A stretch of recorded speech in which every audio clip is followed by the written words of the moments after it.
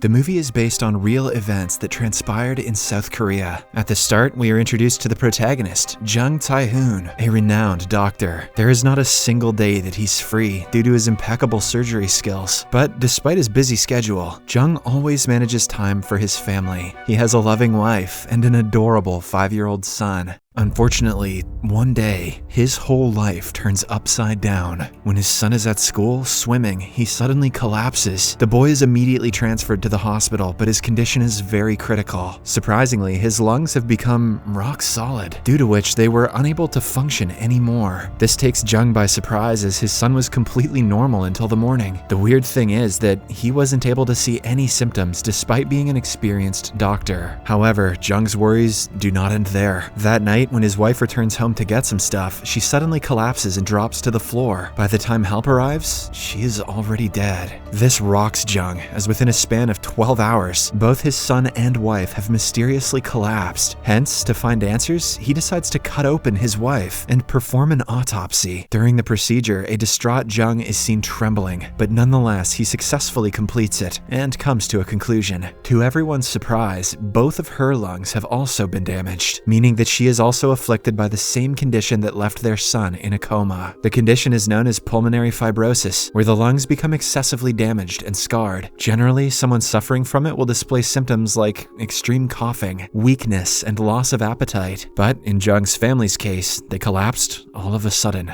It gets weirder here. His wife conducted a routine health checkup about 3 months back, and the results came out normal. Jung is left in utter disbelief, as it is nearly impossible to contract pulmonary fibrosis and die inside 3 months. Later, a devastated Jung conducts his wife's final ceremonies and pays his respects. He is joined by his sister-in-law, Han Young-ju, who is an attorney by profession. The two don't talk much as they are busy crying their hearts out. The following day, despite everything that he has been through, Jung resumes his duties. He is at a meeting where one of the doctors mentions that the strange pulmonary fibrosis cases are not new. In fact, a cluster of cases were documented 5 years ago. A renowned physician from another city apparently wrote some articles on the problem. However, they never came to light. Hearing this, a curious Jung decides to visit the physician and learn more about the disease. After a long drive, he finally reaches the place and meets the physician. After a brief introduction, the latter takes out a file report and shows that he documented more than 100 cases in the past. He even published articles on it, but the government never really paid any attention. Because of this, he gave up and left his research altogether. Jung asks if there are any similarities in the patients, and the physician responds that most of them became sick in the spring season. This indicates that whatever the cause is, it originates in the earlier season.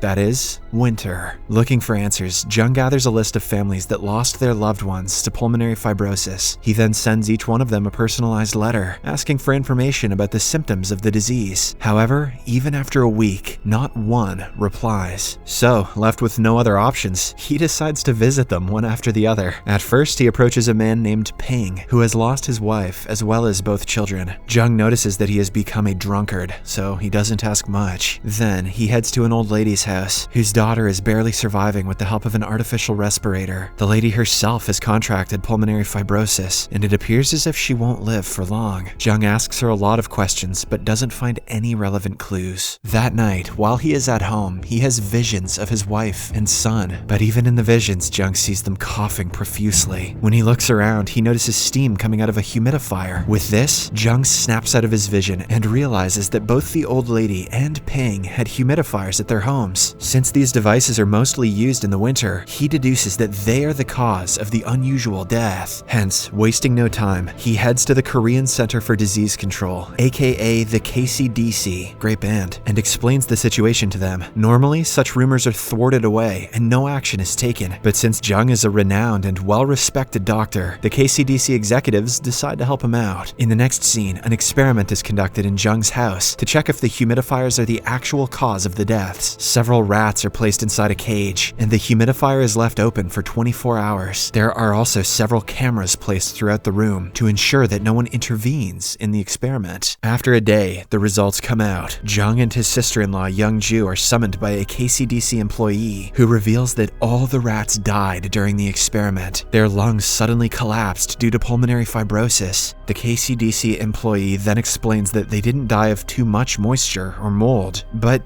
due to the inhalation of a poisonous substance called PHMG. This apparently is a biocidal disinfectant that is used to clean stuff. The surprising thing is that PHMG was found in the room in a very high concentration. As expected, Jung is surprised, as he doesn't recall how that thing ended up there. So he rushes home and starts going through his drawers in hopes of finding clues. After a bit of searching, he finds a photograph of a strange chemical called Spotless. When he stares at it, he goes into a flashback where it is revealed that Spotless is actually a humidifier disinfectant. His wife saw it on the adverts and purchased it. Jung himself liked the product as he noticed that it had been approved by the Korean Ministry of Health. The following day, Young-ju tries to use her influence to expose O2, the company that manufactures Spotless. She writes an article and shows it to her boss, but unfortunately, instead of help, she gets scolded. He claims that the move is too risky, because if their assumptions are false, they might get into trouble. Despite this, Young-ju doesn't give up and tries doing things her own way. She calls some of her contacts and asks for help in creating some buzz. She also prints thousands of pamphlets which explain how the evil company O2 is killing people. Luckily, the plan works, and the news reaches the media, who in turn broadcast it throughout the country. This puts a lot of pressure on the O2 executives, and they take their sweet time to come up with an official statement. Somewhere else, we are introduced to the mastermind behind the evil product and the owner of O2, Chen. He is an arrogant British businessman who has come to Korea to sell his products. Through the way he talks and treats his employees, it is evident that he doesn't care about others' well-being at all. All he cares about is money and how to grow his business empire. To handle the situation, Chen summons his assistant, Seo Woo-shik. They chat for a while, which makes it clear that the product Spotless is actually harmful. However, Chen doesn't care, and he asks Woo-shik to resolve the matter as soon as possible. If he succeeds, he will be promoted to the position of CEO. Hearing this, Woo-shik becomes excited and immediately gets to work. Sir, our products are killing people. We have to do the right thing. How about some money?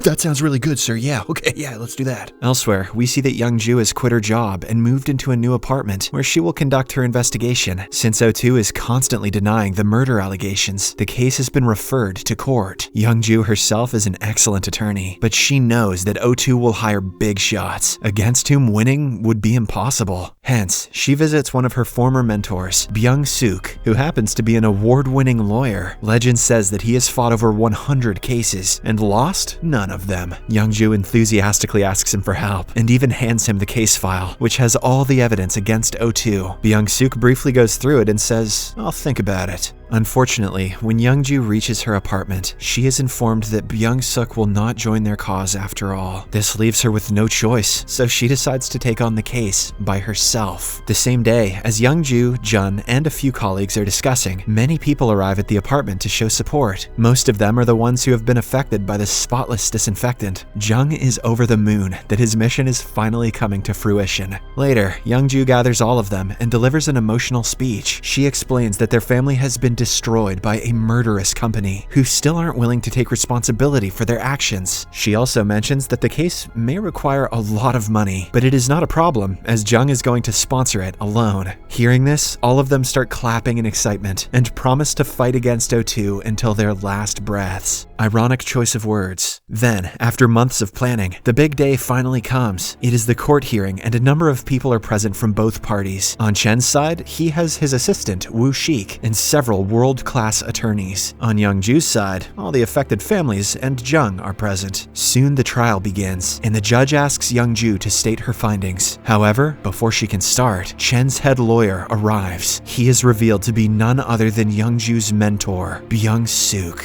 Turns out that dickhead likes money too. It turns out that he backstabbed her and sold her case file to Chen for a lot of money. I was joking, but yeah, I was bang on. This makes winning even harder for Young-ju, as no matter what she says, says, the opposition will always have an answer. Shortly after, when it's Byung-suk's turn, he confidently states that his client is innocent. To prove this, he requests the judges to conduct the toxicity test on the disinfectant, Spotless. The process will take a few weeks, and until then, the hearing can be adjourned. Young-ju, who clearly knows that Chen and his group are trying to buy some time, advises the judges against approving it, but to no avail. The trial is now moved to 3 weeks later. With the chances of winning the case getting narrower by the day, Young-ju visits a popular chemist and asks him to vouch for them. She wants him to explain to the judges that Spotless is a harmful chemical that can take the lives of people easily. The chemist, who turns out to also be an activist, thinks for a while and then agrees. On the other hand, Chen's assistant Wu Shik arranges a meeting with the government chemist who is going to carry out the toxicity test on Spotless. He bribes him with a large amount of cash and asks him to alter the reports. That night, when Jung goes to the hospital, he sees Wu Shik near his unconscious son. Alarmed, he screams at the intruder to go away, but Wu Shik has come with an agreement. He asks Jung to drop the case, and in return, his son will get a pair of new healthy lungs. Wu Shik then leaves, but not before handing out an envelope to Jung. A while later, Jung sits by his son and tears up the envelope.